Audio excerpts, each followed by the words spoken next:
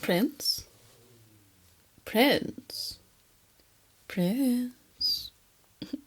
Good. I finally got your attention. You looked so peaceful as you were daydreaming, but it's getting late, so I need you to get into your room. The Queen already went to bed and said to make sure that you were well rested for tomorrow. So, how do you want me to carry you today? Oh no, walking on your own is not an option. You know that you are far too important for that. So you either choose to ride on my tail or I pick you up. But you have to choose. Now. Oh, that's so mean of you. My tail is very comfy. You're just saying that because you're embarrassed. Whatever. I'll just carry you. Oh, you're trying to resist, aren't you? That's cute. But you probably shouldn't struggle too much. Isn't your arm still healing from the last time you tried to resist? You really shouldn't be tempting me like this. Accidents happen so often here, and the Queen will be so upset if her goods were damaged again. It's my job to look after you and keep you safe. So please just let it happen.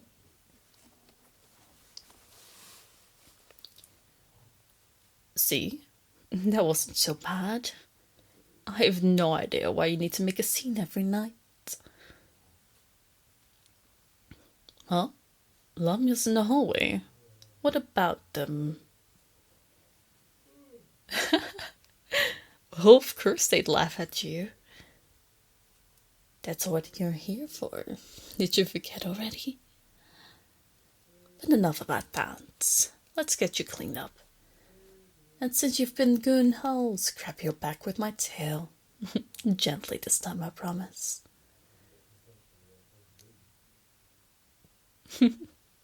I'm sorry, really. But you have to admit, it was more gentle than usual, right? Well, if your back is really that sore, then all the more reason to get into bed. Here, lay down. Don't worry, I'll be right here next to you until you fall asleep. Oh, I know. How about I tell you a bedtime story? Don't say that. You're never too old for a bedtime story. I know just the one. Once upon a time, there was a wise little prince. His father was a strong but foolish king who wanted to protect his kingdom and its subjects no matter the cost. So, one day, the king decided to make an example out of a nearby monster den. His son, the wise prince, urged him to reconsider, to remember all the years that they coexisted peacefully. But his father would not listen, instead choosing to gather a large squad of knights. And so the king, the prince, and the knights marched towards the den that was filled with poor, innocent Lamias. They launched a cowardly sneak attack and unleashed their full might upon the peaceful den. Do you know what happened then? Well, the peaceful Lamias were left with no choice but to defend themselves. But the king made it easy for them. It turned out he and his knights had no experience with Lamias. They didn't know what they were up against until it was too late. Apparently, it's not common knowledge that they use magic to alter the strength and length of their tails, and even the texture of their skills. So the very, very desperate monsters used their razor-sharp skills to cut the soldiers in half. They used the points of their hardened tails to pierce straight through the thick metal armor and shields the knights equipped. And they used their powerful muscles to finish off their prey, constricting them, completely crushing them along their arm until all that was left looked like a crumbled piece of paper dripping with red ink. After they finished defending themselves from all the knights, they focused on the king and the prince, who they surrounded earlier. 4 girls stepped up and flung their tails at the king, They wrapped around his arms and legs and pulled a little, until he was hanging off the ground. Then they kept pulling and pulled some more until... Hey, what's wrong? You're shaking. Is this story not relaxing for you? That's weird. It always puts me in a good mood. Just talking about it, I can remember the taste of his crimson rain. But it's far too late to be upset now. This all could have been avoided if you did a better job at convincing your father, but you couldn't, so he paid the price. And you. Our queen didn't even need your tail to knock the sword out of your hands. You failed your people. You failed as a prince. The king may be gone, but you were in no position to take his place and lead this kingdom. But despite that, our benevolent queen took pity on you and assumed control of your territory to keep it out of economic chaos. The looks on your leaders' faces when they realized that these giant snake-like monsters living in a cave actually knew plenty about economic and political restructuring. In fact, your leaders were so incompetent, we had to resist the urge to just eat them and take their positions. We might have if our queen didn't make it clear that the violence would stay on the battlefield. But it's still an option if you don't behave. I said it before, didn't I? Accidents are just so common. But despite everything you did wrong, our queen still allows you to spend each day at her side, ruling together.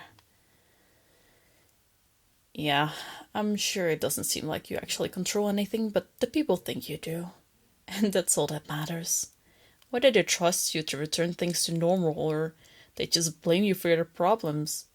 Either way, keeping you around is the best for everyone. Especially you, since that's all you're good for anymore. It's better than the alternative, don't you think? My people don't ask much from you. I think we've proven that we're not the barbarians your people thought we were. Just like how you're not the prince we thought you were. I actually admired your determination at first. You were confident that you would one day rally your people to rebel and take your kingdom. It was pointless, but also cute. But that was a long time ago. That spark in your eye has been snuffed out and replaced with a powerful longing. I've seen the way you look at me recently. I know just how you really feel. The truth is, you've come to enjoy our time together. We're not like to come by. We don't emit any pheromones to form an attraction. No, you developed that all on your own. Even after seeing what we could do, what we enjoy doing to humans. I know you won't admit it, because you think that's when you will have truly lost. The desperate part of you is cute too.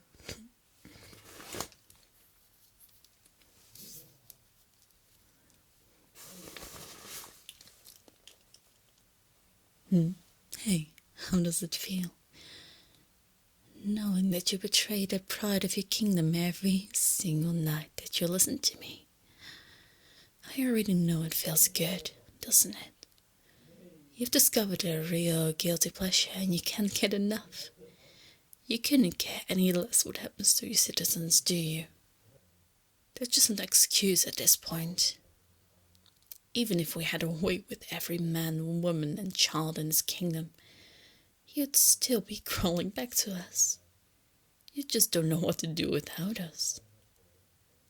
Well, don't worry. We'll continue to take care of you. Come on. You can stop crying now. I'll do the thing that you like. That's right. Just sit still and let me. Good, good. Now you've all coiled up and ready for bed. You can't even see anything, can you? You're wrapped up entirely, completely at my mercy.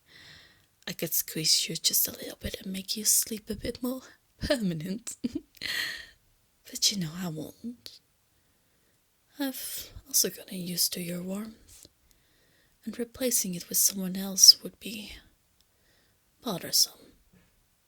Even if the Queen decided she didn't need you around, I'd probably still keep you by my side. You don't have to worry about anything anymore. Your father, the people, the other Lamias, the future.